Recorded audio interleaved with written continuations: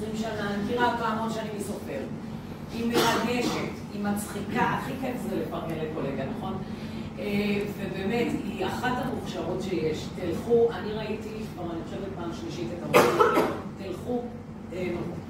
את עדנה באמת, אני הייתי בבית, בסלון אצלך, והיא כל כך מצחיקה ומרגשת, וגם יש לה סיפורים שיחה אדר.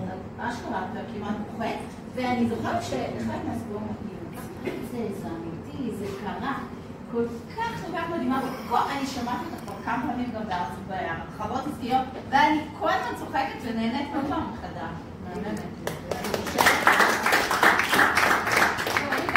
ממש לא מזמן, אני חדשה בגיל, ושמעתי אותך פה מספר את הסיפור הזה של הזין איקס נון,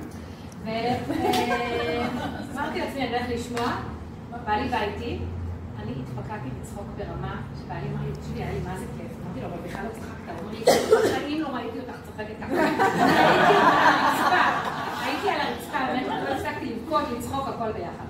בעקבות האירוע הזה שלחתי את כל מי שהיה מוכן לשמוע את הסיפורים שלי, וגם את הספר. בסלון יש לנו את הספר, אנחנו פותחים אותו מדי פעם, וממורקרים שם כמה סיפורים נורא מצחיקים, אז חלק עושים איזה ספוילר, זה מצחיק רצח.